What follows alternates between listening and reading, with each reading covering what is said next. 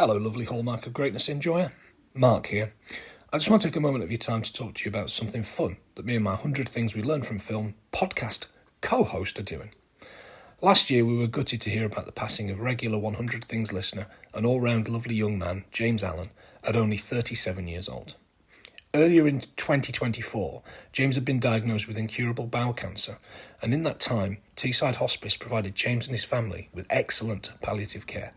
We wanted to support Teesside Hospice by raising some much-needed funds to continue helping enrich the lives of those with cancer in Teesside. So in a bid to raise some much-needed money for the fantastic charity, on Saturday, May the 3rd, John and I are walking the Ullswater Way and Dalmain Loop in the Lake District. That's 25 miles, or 6.5 lengths of Taransay, to keep it relevant to the podcast that you're listening to. We know times are tough at the moment, but would love if you could sponsor us with anything that you can spare. Or perhaps you know a builder or joiner that got rich taking money off Lime Productions whilst not finishing the work. I mean, send them our links, please. It's 100 Things We Learned from film.co.uk or justgiving.com/page/100 Things Pod. Also in the show notes, isn't it, Joe? So please, give anything that you can. If you don't, we might send Ray round to drink all your booze and knock up a really shit wall. Anyway, on with what you're here for. The following podcast may contain strong language. Listener discretion is advised.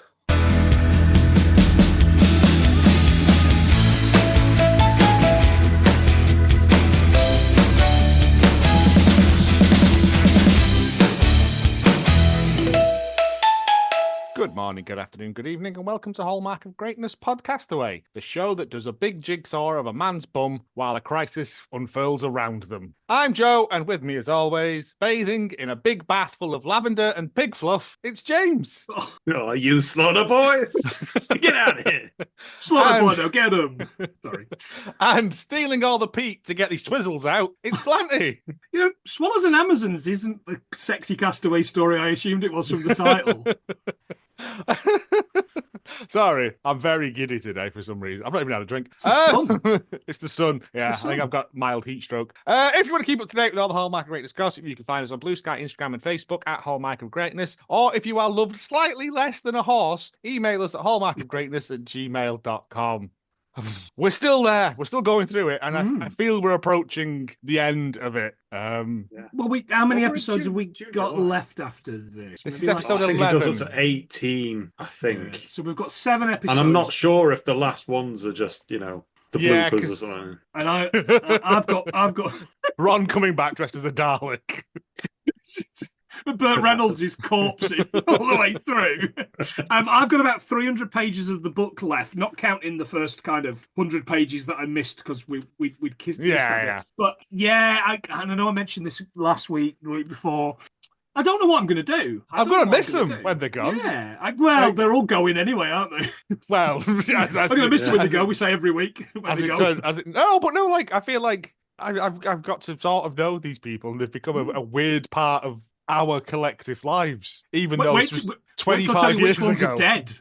Oh, don't. Yeah. I was we'll get thinking to that won't today. we? I I'm was sure thinking James has got something on that. Yeah. You know, positive or not, that cat is long dead. Yeah.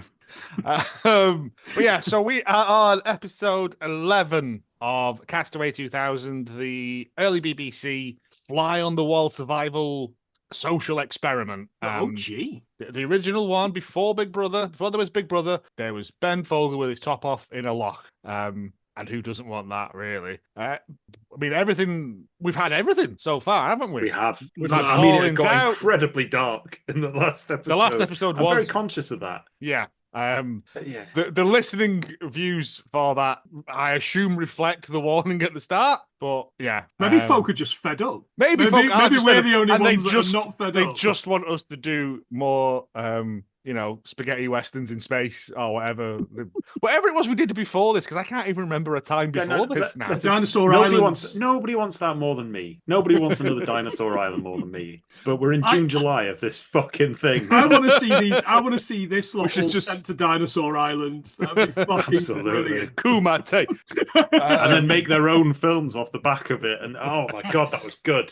But yeah, we've been through a moment where Ron was embroiled in something. The Carey family were embroiled in it as well. And then for the briefest moment, everyone hated Peter for no reason at all, apart from the fact that he's a bellend. I mean, I can think of a Yeah, number of yeah. reasons, but Yeah, yeah. There was no we weren't specific given, reason. yeah, other than he's a bully, I think, which is reason enough. Listeners, don't bully people. As we find out in this one, so's Ron, and he's a hypocrite. Yep. He's in a lot of things. Is our Ron? Isn't he? Yeah. He accuses This is going Peter to be of being all about Ron. It's as the 3 episodes ago was very Ray centric. This is very Ron. This is if you're a Ronaholic, this is the one for you. And if you're not, listeners, good news, because it's only 18 minutes long. It really does feel like at this point they were phoning it in. It's going to be one of those episodes of a podcast where someone talks about a 2-hour film and spends 5 hours doing it. That's going to be. This is our equivalent. This is our Mount Rushmore or something. But it's all Ron's face. You say that, but it starts with summer solstice. Yeah, boy. All sorts of shit is going down. Podrick just loves to burn things. Yeah. Are they planning to burn a shed? I've written. They build a shed. Did Ray build it? They build a shed. They chisel out the word life, a crescent moon, and a star on it. Yeah. Fill it full of diesel. Do kind of a swastika next to it. Yeah. Yeah, and then light it all on fire to celebrate, and then do a weird. Like Summer Isle chant as they dance around it. I thought it was back at Turkish Independence Day. Yeah. So yeah, it's gonna be dense. We're back to the information. Animosity apparently is building around midsummer. Oh, that sounds bad, doesn't it? Ron is now opposed to Des. That has turned. Yeah. Des said something sarcastic in one of the meetings, and Ron has took this as a license to kill. Yeah. To break into people's houses. Yeah, breaking and entering. While they could we don't know what it was. We don't know what anything. It was. Maybe Des wanted to cast him into a ravine. But by the end of this, he will do. So he starts turning on people, doesn't he? Ron is going increasingly erratic. Like before he was lazy, now he feels quite nasty. Yeah, it feels very. I know it's editorialized, but yeah, but all those people can't be wrong. Yeah. Yes. Although we don't get the footage of the one thing that I wanted, we just hear it in the dark. He has an argument with Liz, doesn't he? Desi's wife. And he says, my issue's with Des, not with you. So take it up with him. Stop shouting at his wife. And then he wanders off and he goes, if Liz was a man, I'd punch her. So go and hit Des. Like, this doesn't make sense. He's always threatening to thump people. And we should bring thump back because it doesn't get used enough nowadays. But he never it's against does. the code of Ron to thump in front of women. To women, I suppose. But it's an alternative to the Pact of May. He has this problem with Ron, with Des. He then drags someone with a camera to film him, Roger Cook style, like as he Roger Corman style. It's a reference for the kids, right? And like they could have been doing anything there. They're a couple. They could have been kissing and cuddling or whatever. You can't just open. We've seen them under the covers, haven't we? Without Tom. Yeah. You can't just fling the door open and go ha ha. But then he says, my problem isn't with you, it's with Des, but I've got a problem with you now as well. Yeah. And then he goes, get out of my face, and turns around and walks off. And Liz, God bless her, hounds him. Yeah. She's like, don't walk away from me. Him. Yeah. And he doesn't like it because he's had someone stand up to him, especially a woman. I've got a slice of the dialogue here. Ron, last night you said to me, get out of my room. Liz, I didn't say a word. Ron, my issue is with Des, not you, but it is now. Oh, well, there's some honky-tonk music in the background. Whoever done it on a CD player or something. Whoever is doing the music, either in the background of these, all just like the incidental music, clearly bought like a Hallmark CD from a petrol station and was like, yeah, that'll do. Chuck that on. Is it classic 70s TV maestro Keith Mansfield? Possibly, yes. But she hounds him, and he keeps trying to slam the door, and she just keeps opening it and following him. Yeah, when in doubt, slam a fucking door. One technique of winning an argument of slamming a door has been thwarted by the simplest action of just opening the door again. Yeah, reopening the door, following you and shouting at you. Julia Corrigan, though, is adamant. He's a maverick, which is what I love about him. A maverick? I mean, he's a lot of things, but a maverick he ain't. everyone is like Podrick, who has grown the world's thinnest 90s jazz funk bass player moustache. He's turning into Catweasel. He slowly What's going is. on? He's like, yeah, it's you have to walk on eggs around him, and like Ben is like, he's allowed to get away with everything. Oh, that's just wrong. How is that fair? And I'm like, well, it's not. Put him in the sheds. I feel like Julie, she's always on the side of the people being turned against, even when they really deserve it. She wouldn't have a bad word to say about the Khmer Rouge. They were Am efficient. I wrong? A maverick. They got the job done. Massive Under fan of budget. Mao Trains run on Zedong. time. She's got a signed copy of the little red book. But yeah, I think she just wants everyone to get on because she's so lovely. Like, but everyone else has kind of had enough of it. Arrest him in the name of the Gang of Five. Make him do sewing. The Council of Bastards. Yeah. There's a line here.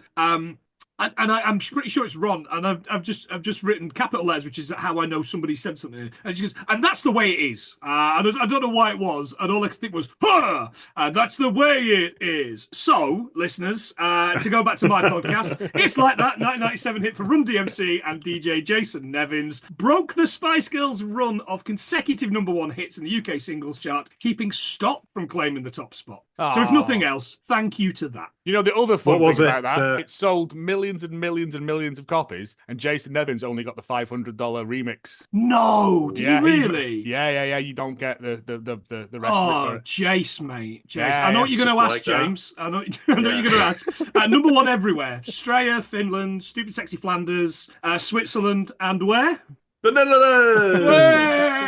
Hey! I looked it up as well, because I knew if you didn't, somebody would. Yeah. And Sorry, then- back on with this podcast. Yeah, back onto What this were we now. doing? I got confused. I was like, another thing about Time cop. he's the cop that can't stop.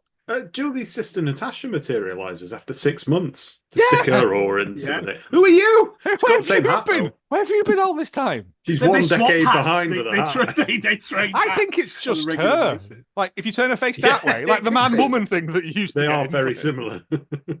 Um, yeah, we they get decide a to- clip is this- of. Well, it's this more sort of island society teaching nonsense of. I mean, this is what Ron's teaching them, is to dance around in feather boas to run dance the to MC. Jason Nevins and talk about egg custards. Yes. Yeah, But the kids like which him. is the worst one. Exile. Yeah. I mean, I like an egg custard, but it's not your favourite pudding. Come on. No, Viennetta. It's the At king of all least. desserts. I was thinking a Sarah Lee strudel, but okay. Oh, yeah. Yeah. Or just a nice cheesecake. I'm just hungry now. Yeah. Yeah, So but many that's options. his teaching is just fucking about. It I- is, I- yeah. It's again- bad pudding prioritization. Is No, what it no is. wonder the kids like him, because they don't fucking learn anything. They just twat about. Again, like I'm kids still like. I'm still trying to find out if any of those children had to repeat a year, because I'm assuming they all did. Mhm. But this is when we get the conversation about the horse. Yeah, so it gets all creatures great and small now. So we get the mainland vet turning up. I didn't catch his name. Oh, But he was violent. well, we find that again, the island Taransay is on some sort of pregnancy ley line because the cow's pregnant and has Yeah. given birth to a calf, and they've all gone up to look at it, and Philly's like, "Oh, it's lovely, isn't it?" And it looks like it's not all. What was it? A spider on roller skates. It looks like a proper animal. And this somebody one. says, "Oh, it's a wet calf," and I thought, "Oh, wet calves is a good name for a band." Write that down. There's already wet leg. So, Oh, okay. Exactly. yeah, it's just Yeah. doesn't I say thought it where was a on the leg reference it's to wet. that. Yeah, so, 25 years in future. there's a rival calf. I've written. I don't know if there's two calves or. No. if I've got them It's mixed up or just something. I think they call it Arthur or Martin or something. I didn't write it down, but they go, "Oh, it's a good day because the vet to show up," and the vet is horning it Mm-hmm. with some giant bolt cutters that he's also going to use to rob Right. KLF's bike from round the back of the. And then he's like, "Oh, while I'm here, I'll cut his nads off as Chop well. his balls off, I'll yeah." And Crack 'em God out bless- like a couple of eggs. God bless Ben Shepherd. He's like, Yeah. he's got a smock on and everything, like a vet smock, and he's holding it, and he's like trying not to look, and it's genuinely one of the funniest things I've seen. Yeah. Because he's trying not to, they just pop out. Yeah. And the vet's having fun. It's like the one thing you can't do is eat them. And I'm like, I don't think you'd want to. What you mustn't do with these testicles. I bet the dog would, though, given half the chance. Inca's there well, it sniffing does. about, isn't she? Oh, did they not feed them the dog later? Oh, I'm did sure. they? Right. Dog turns up and it's like, oh. I think they throw them at Mike or someone Yes. comes out and he gets a bollock to the face. Just one. Also, there's a, But he is an randomly action a kind of WD-40 on the wall. It's like, does that help shell a calf's junk? What's that all Might be for about? the bolt cutters. Oh, Right, that does make sense. yeah. But it's rusty, that'd be helpful. yeah, but they burnt, they cauterized the thing to stop them growing in. I don't know, but no, it was like a nice bit of. All right, yeah, this is the kind of stuff you've got to do. Yeah, it's but harsh, also it's harsh, because there's nothing to do on the island. This is a spectator sport. Well, yes, one spectator comes around the corner now. Toby from Leeds is fooling about with some mutilated gonads, like the biblical sling that it is. And a dog just comes up and eats it. It's like, oh, poor little Taran, poor lad. I only came down halfway through to meet a flying testicle coming straight towards my face. We've all had nights like that down the Legion. It's one of those things where you start writing and you're like, oh, this is going straight in the quote section at the end. But the livestock are a bigger issue than making cow eunuchs. Mike announces at a meeting that they're all useless and that feeding them costs about £400 per month. He says we've only got 400 and something pounds to last us, I think he says, isn't it? Oh, is that what it is? Well, yeah, there's no room in that budget for them. Because that's horse... worth £748 today. I just thought I might let to know. Or 4.5 Lofty Wiseman signature survival tools. Knives. Available from Scorpion Knives, costing £166 each. I'm so tempted. I know you. I nearly bought it for you, but man, I'm never going to use it. I'm just going to put it in like a glass case and like. And then maybe I'm going to find out where. At the end, we could treat ourselves to. I'm going to find out where Lofty lives and get him to like sign it or something. Are you not going to throw it in the water? Help like, yourself like to bits of continental sausage with it. Like, just no, well, I can do that and all that and more. If you unsheath the blade, it must taste blood. Jesus. The general cutting and chopping duties is second to none, says gunmark.com, who couldn't be more. Wait, I mean, they're in the wrong business. I was going to say, he's called They should only be Gunmark. there for shooting. Unless it's like that huge one of Final Fantasy, the gun blade. They brought a knife to the Gunmark. Yeah, so he's like, well, we can't keep the horse because the horse doesn't do anything. It can't pull a plough. We tried it once and it didn't work and we never tried it again. It just keeps replicating itself. That's all it does. So they have this, like, they have a vote on it. And also at the same point, Ron is trying to get out of paying his euthanasia bill for his dog because it's an island animal and therefore the community should pay for it. Yeah. And I'm like, no. And then who is it? Is it Julie? It's Jules. Yeah, Jules. Yeah. Julie says Ron says he hasn't got any money to pay for it. And I'm like, but he's got money to buy tabs and snout and brandy. Yeah, brandy. It's the boy band royalties. They come in and drips and drabs, mate. And he needs it for those funeral expenses, including the creation of a vast pyramid to Charlie's honour. He's going to get buried in there with Charlie. Like. I mean, I wouldn't be surprised. No, but I'm like, no. Your dog, you pay for it. It was a community asset. Was it died, so they don't have to feed it anymore. Indeed. They should have ate it. The most selfless thing that they probably should have done. So the narrator says when Ron receives the vet's bill for his dog Charlie's final operation, he violently throws a chair across a steading. Yeah. It's the most English reaction to grief I've ever heard. But we don't see it. All we see is like an outside shot and and that's it. Yes. But I'm like, and then the next, is it the same night or like the next morning? Ben is talking to people, and Ben's like, "This is unacceptable. Like, you can't." The Stedding gate was open. Pat will be furious. And I'm perplexed because you can't do that. Wait, why has he brought a chair outside to throw across the steading? That is what I thought, because I thought that's what a steading was, but. Yeah, I mean, you've said steading so many times; it's lost all meaning now. It's the stedding chair, which I think was an Enid Blyton series of books. Anyway, this is saboteur-adjacent nonsense now. Yes. And the islands don't like it. Jules says that she's frightened of him. Ben remembers Ron's subclause at the Treaty of Windermere that if he was at all threatened, then he'd have the police turn up. Yes. Yeah. And it should be turned around. This was the one bit when Julie's saying she feels threatened that feels like she's doing it to camera. It feels like acting. Yeah. A little This bit. A little bit. I did have to rewind it because I was wondering whether it was dubbed over. The sound is a little bit odd. Yeah. But it just felt a little bit, hang on a minute. But then if everyone else is doing it, like, there's enough Everybody's evidence. lining You up can't now. go throwing chairs, the Stedman's chair around. She says that he intimidates the any hell of out of me. any I'm of five scared star. of that man. Only at this point, Colin, the next day, says that he threw a chair across a room. And at that point, I was like, oh, so the steading is the kitchen diner bit. The line, yeah. So the he's main throwing area. stuff around Right, inside. The implication was that he was just doing it in a field by himself. And it's let your rage out, innit? Primal chair throwing. It's all the rage in steading. Toby says that he doesn't want to get attacked whenever he goes into the kitchen. We get a reel of Ron's highlights of slamming the door on various occasions and threatening people with physical violence, like Peter. And Tanya says the community now has to decide whether or not they wish that rule breaker to live within the community. Yeah, there was Trev says there's only two things that can get you kicked off the island: violence and sexual assault. And I'm like, Trev, he's so horny. You know that, Trev? Because I'm assuming that's the first thing he checked in the bylaws. I'm like, Trev is such a horny boy. It's quite scary by the end of the next episode, especially. Yeah, but yeah, the court must decide. Like defenestration? No. Regicide?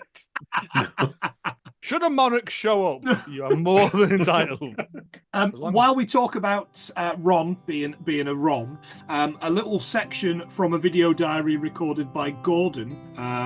He says, I just don't like some of the issues that are happening here. Some of the people I'm finding it nigh on impossible to get along with. There are too many nasty things going on and we seem to be singled out for a lot of the negative and horrible stuff. There's one man this week who's been particularly nasty. As ever, naming no names, I wonder. And I've decided from this week onwards I'll have nothing further to do with him. I don't like the way he spoke to my wife and called her a female dog. With the F word as well. And I'm not standing for that. If I continue to associate with him and he's talking to my wife like that, I can see us getting into a fight. And I'm not here for that. I didn't come up all the way from Birmingham to fight anybody, but would very easily happen. I just don't feel I could remain here for the rest of the months. On top of all that, Gordon had discovered on the Friday mail that his bank card had been stolen. Oh, no.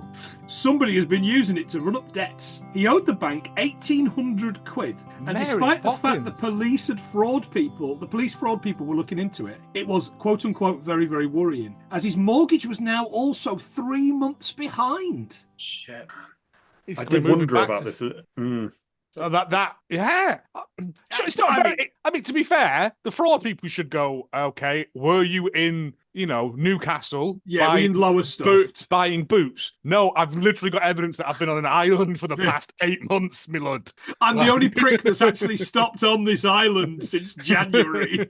Yeah. While everyone else has been going. You'd think someone would... Again, this was the thing I said at the start of it. Was like, surely someone, I'd assume someone in the production company would have taken care of course, mortgages and stuff but like have that. they, fuck? It feels, yeah. Unless he's left enough money in his account to cover it. Here. And then someone's just gone, because that's what, like, two and a bit grand in today's money. Of course it is, yeah. It's a lot of money. I don't know how many knives that'd get you, but... Many. Just knives. one massive one. There are different, there's different specifications for the knives. Like a lofty angel, like although that knife angel where when they get rid of all the knives from little like West London lads and to make it into that knife angel that they tore around the country. Yeah, because that's lofty, and it's meant from all the lofty knives that went unsold. And it kills so many seagulls. They try and land on it. That's how you get them. So that's going on in the background. That's not. I mean, I assume everyone's got like their own personal demons that they're dealing with. Yeah, and you don't see any of that. You just get Ron being a dickhead. Because I was thinking that, like, there must be hundreds and hundreds of hours of stuff that we never saw. Yeah. Maybe it's still out there somewhere. If knows? the BBC have it, drop it around my house. I will sit through every minute of this. This feels like a Netflix documentary of the future. Doesn't it? How Joe went mental over one weekend. It's all in Prince's vault. Well, stuff that was still there when he died, and they discovered every single note he'd ever played on anything was in the vault. Alongside this, he spent a fortune on the footage. He did not. So the horses get booted off. They've been voted out. Maybe this is where I'm a Celebrity Get Me Out of Here got the idea. I don't know. All it the makes children. Jodine. Oh, you've absolutely just ripped off what I was going to say. So well done, sir. That's perfect. I know you've got That's an extra line to go with it. So. But all of a sudden, Jodine is a character now. We've got so few people left on the island, and I assume Jodine turned, like, I don't know, with the summer solstice. She's now a woman on the island. Yeah, exactly. And they've gone, fuck it. This next 2 episodes, let's make them Jodine centric. I'm all for it because she's like, they're going to get rid of the horses, and I don't want that. But I'm a kid. What do I know? It's very much, if I had adult emotions, I would be reacting very different to this, but I don't. Wah, wah. Who had the horses leaving first before Ron on that score? I know, nobody. Yeah, absolutely. I didn't think you could get rid of animals. In fact, they didn't just make a lasagna out of them. Sadly, wild horses didn't drag him away. So the man shows up. Angus the boatman. It's the Primus song. Shows up to take the horses, and Ron storms the boat, and he's like, "I'm leaving also," because he can't do anything without 100% drama, can he? Yeah. He can't take children being sad at their horses leaving. He has to insert himself into it, not the horse. He has to insert himself into the situation to make it about him, and to steal that grief for his own ends, like some kind of library policeman by Stephen King or something. Like Angus the boatman initially says no because he's only got 2 horse licks and there's not another one for Ron. He can't shut him up for the journey. He's not giving him a coin to cross the river. That's the problem. The best bit is that it's got a bank card. That's what's happening. Angus tries to phone up the production. Well, they've tried to phone the production company. Angus phones them back and says, "Yeah, he must have pressed it too close to his face and cut it off." That's great. And then he hands it to Ron, and Ron goes, "I'm not talking to them." I'm not talking to them. Yeah, that's great. Yeah, that's good. So I think it's Julie's like, "Yeah, I'll speak to him." And she's what's that? Like, gross incompetence. I'll see you in court. Do we want to hear at this point from the memoirs of Ron? Oh, absolutely. Well, let's they argue and argue, and eventually Angus takes him back. And you know, like when other people have left, it's kind of bittersweet, and it's they're all sort of sad and waving. With this, they're all kind of like, you can visibly see, like the cloud lifting off them. Mm-hmm. They're all flicking the V's. I would. I mean, they're all very sad about. I'd be throwing sea mines in there.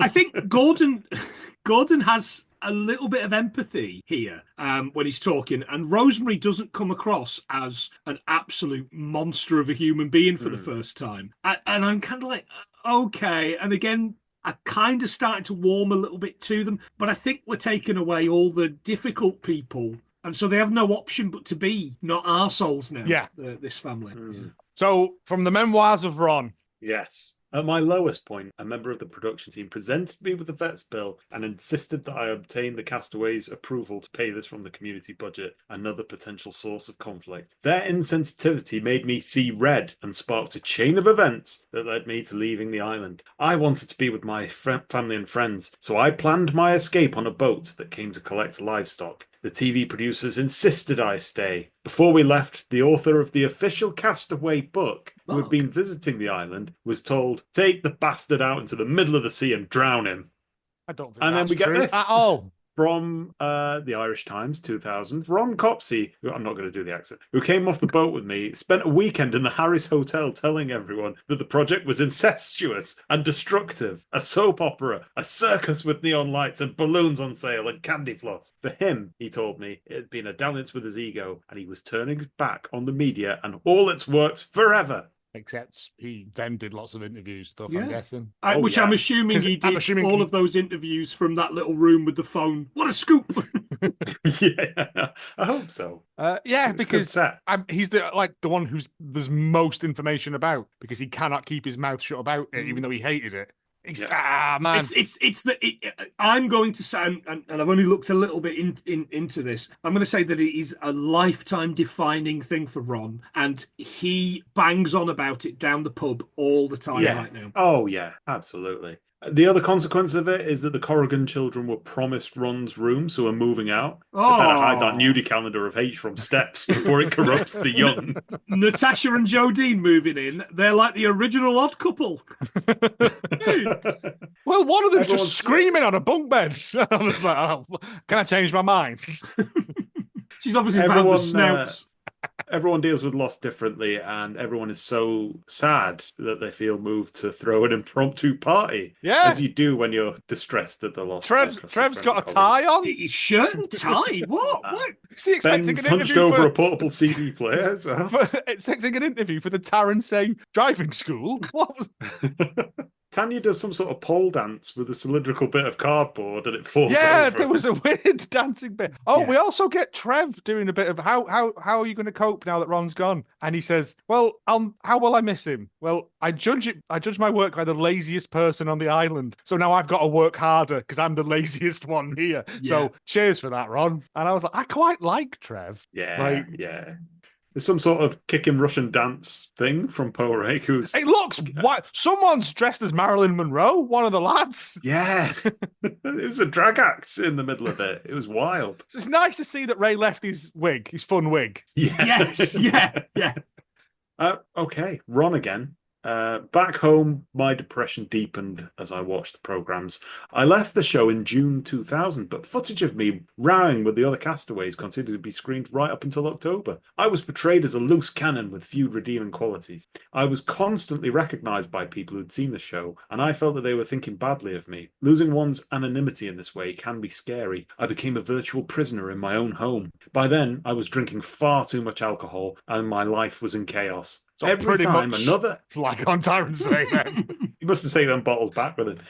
Every time another episode of Castaway was aired, it got worse. One of the hardest things was discovering that my nephews had been bullied at school because of the way I'd been demonized. Eventually, after 18 months in hiding, with the help of a therapist, I managed to pull through and went back to training as a counsellor. Continuing to gather strength, I decided to sue the BBC and the production company Lion TV for libel following the screening of a sequence of events that I can only describe as distorted and untruthful. Viewers were led to believe that following Charlie's death and being told about the vet's bill, I'd had a violent outburst and thrown a chair at a female castaway. The row had actually been with a member of the production team when I had thrown a chair against a wall and left the room. The programme makers then cobbled this together with old footage of another castaway crying, saying she was intimidated by me.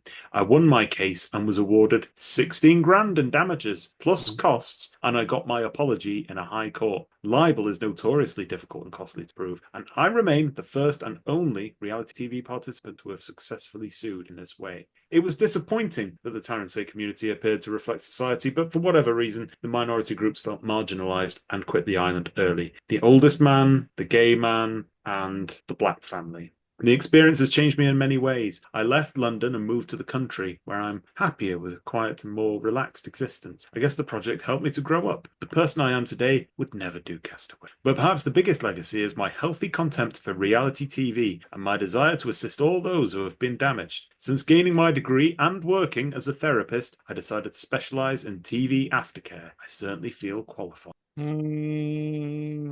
If I turned up for counselling and that arsehole was there, I maybe need to show up. I'd get done for fucking libel here. Right. Bullying his nephews isn't funny. It also is hilarious. Like, bullying's fucking horrible. I get it. Yeah, but how did... your uncle's Ron off Castaway. Like... And they're like, yeah, we're as gutted as you are, mate. I mean... I said it was weird that we didn't see it because they filmed literally everything. Yeah. But also, I didn't throw it at a woman. I threw it at a wall near a producer. You still shouldn't be throwing chairs at people, lad. Yeah. I did wonder, though, if that's You're not a wrestler. Some of the editing choices were interesting. I wonder if that's been edited since it was originally aired. Possibly. But this looks like it's... The stuff we're watching it on looks like Generation tapes off the One. telly, Like, yeah. yeah. Yeah. So I don't know. Yeah. But yeah, it got £8,000 off the BBC, £8,000 offline TV. Some other things about Ron: 3 IMDb credits. One for this, one for an episode of Tucker's Luck as a florist in 1985, and Inspector Morse as a waiter in a 1987 episode. Oh, we'll find those. We'll do a Ron viewing special. The thing is, I've seen that particular episode. Instead of pulling the chair out, he throws it across the room. And then he throws a plate at everyone. I don't care if there's women or children in here. Here's your spaghetti. Yeah, he does interviews for the media about how reality TV is bad. He returned to a presenting job, apparently on Channel 5, and then moved to Sussex. And he's now a psychotherapist. I don't know what the presenting job was. I'm pretty sure I've read somewhere that he was in radio for a little bit. So I'm not sure. Not sure what that's all about. It's not in IMDb. However, he may possibly also be the Ronald Copsey listed as a director of a now dissolved Dog and Cat Models UK Limited company, where his occupation is given as a professional dog breeder. How's that work? Professional dog mourner. Like dog in ancient Rome. Yes. Again, I don't hate the man because, again, we're only seeing this side of it. But I genuinely, there's no smoke without fire. He went there for all the wrong reasons. He went there I assume to think it was going to further his career, or he could just doss about for a year, and that's going to wind people up. And he already, even before they'd even started, he was abrasive. Yes, he never should have gone. They clearly did it to put something in this, some drama in this. Yeah, and I mean, all the stuff about him being in a depression, yes, that's horrible. But you got $16,000 out of it, so well done. I don't know. It's a kind of a weird story, isn't it? He built a fort out of those knives with that $16,000. The knife fort. What a fort! Him and Lofty still makes. They go out for an Indian once a year. Lofty doesn't have a starter, but Ron does. Lofty has half rice, half chips. I really, really wanted to find something about that boy band and Kew Gardens, but there's nothing. I'm going to say I've been trying to find, I'm going through my big book of boy bands. It's and there's nothing about It's Ron. not real, because none of it's real. You could say what you wanted, couldn't you? To be fair, I could have said, yeah, I'm the ambassador from Spain. And clearly they've not background checked any of these people. That psychologist from the first episode and the woman with the cake on her head want lynching. No, but they would know that you're not the ambassador from Spain because you wouldn't have a waiter come out with a big pile of Ferrero Rocher. Damn. No, it'd be Scotch eggs, wouldn't it? Let's be honest. Chorizo Scotch eggs. Ooh. But yeah, so Ron's gone. Good. And we get all these VT packages of people doing stuff and people going, I'm kind of happy he's gone. It feels like there's a cloud lifted. Is it Podrick who says the weird thing is that we seem to just roll from one catastrophe to another? Yeah. Oliver, the child, liked Ron because, quote unquote, he was fun. Fun was all he had to say. And Peter said, being with him was the most horrible experience I've ever had. I mean, lay it Mixed bag. To finish up, gentlemen, I would like to give us a story about Sandy.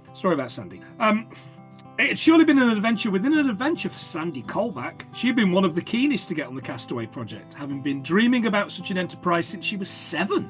At that impressionable age, she had met an emigrant aunt called Jess, who had returned to the cold shores of Blighty just after the war for the one and only visit from her new home, Down Under. I can remember we had this big party as a way of welcoming her here, Sandy recalls. I was just knocked out by this lady.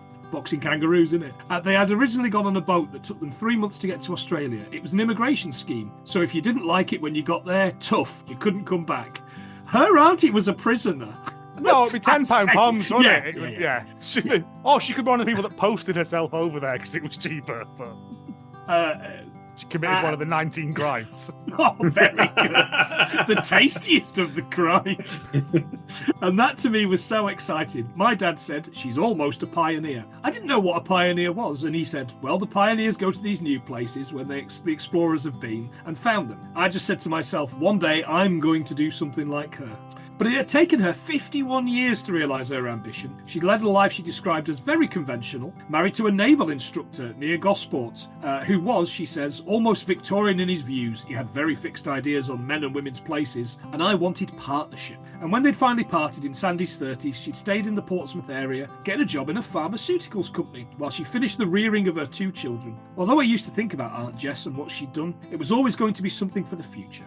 Her sense of adventure nagged her, though. I remember one year there was this massive music festival on the Isle of Wight. I could have almost swum across there if I was David Walliams, and I thought, "Gaw, I wish I could be there." And even when her children left home in her 40s, she didn't do anything about her fantasy, returning instead to college on a day release and getting an HMC in microbiology.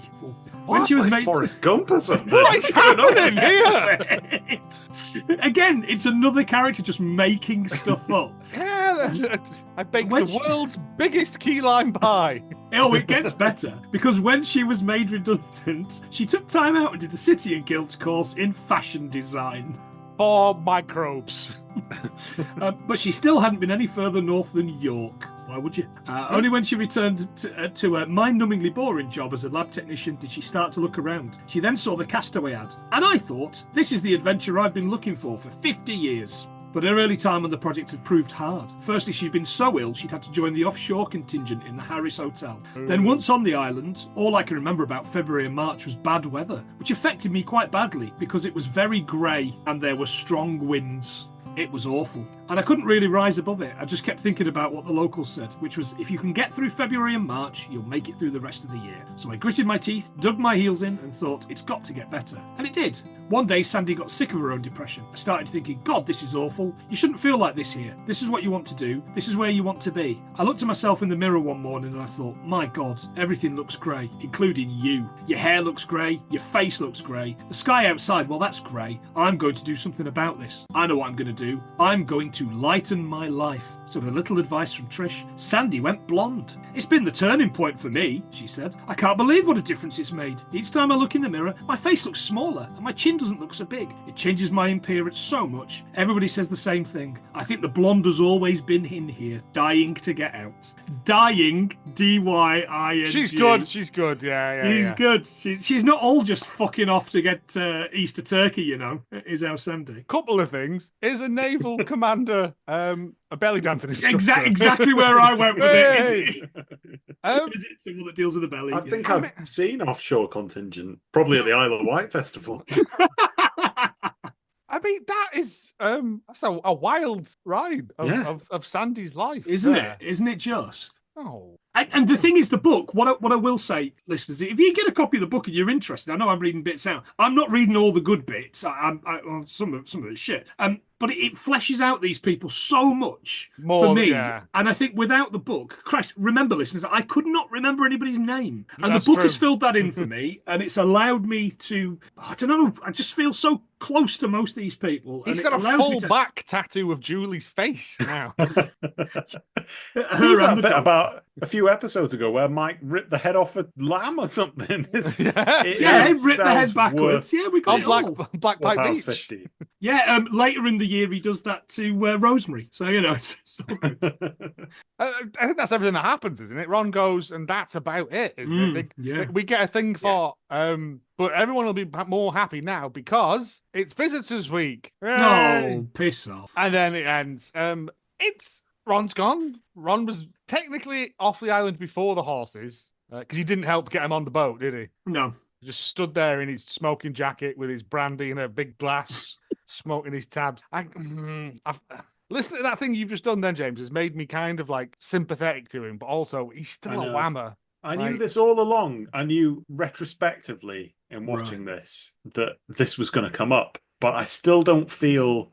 I feel really uncomfortable about it because there's so many people lining up to do VTs. There's a whole island of people that is really glad that he's gone, and that doesn't count for nothing, does it? You know, he's done shit. He's said some awful things on there, and throwing chairs about. Whether or not it was at a person is or violence. at a wall. It's still. Yeah. If I had to sum him up in 3 words, simply mean, selfish, and lazy. And those are Maverick. The worst. Oh yeah, Maverick, of course. But those are the worst things that you can be. be in a situation like this. Yeah. Yeah, he should never have been there.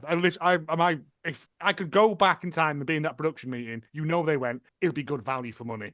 There's too many of that, isn't there? There's far too much of that. Believe he turns up. There's something in the 2000s, like The Return or something like that, where they reunite some of the castaways. Probably worth a watch. He goes to that, and there's sparks with the producers and stuff. Oh, Of course, there is. Does he hit him with a folding chair? By God, he's killed him. It's Ron with the chair. Get in the water, or I'll kiss your daughter. Drinking from a puddle, giving her a cuddle. Nasty. I've got a quote from him here. I've done 28 years and 55 days in the army, and now I'm on a meagre army pension. For the army to pay me what they owe me, I've got to live to be 158 years old. He's currently 85, according to Wikipedia. All power to you. Yeah. That coin. He's going to do it just out of spite. Yeah. And then as soon as he gets that last pension check, that's it. He's off. Like at the end of Lord of the Rings when they sail off. Was I the best SAS survival man? Yes, you were. While he's got a load of knives taped to his hands in heaven. Lofty scissor hands. Your favourite lines from the episode? Very little. It's the most horrible experience I've ever had. What you mustn't do with these testicles is eat them. My favourite dessert, egg custard. Say goodbye, boys and girls. Ciao. Bye.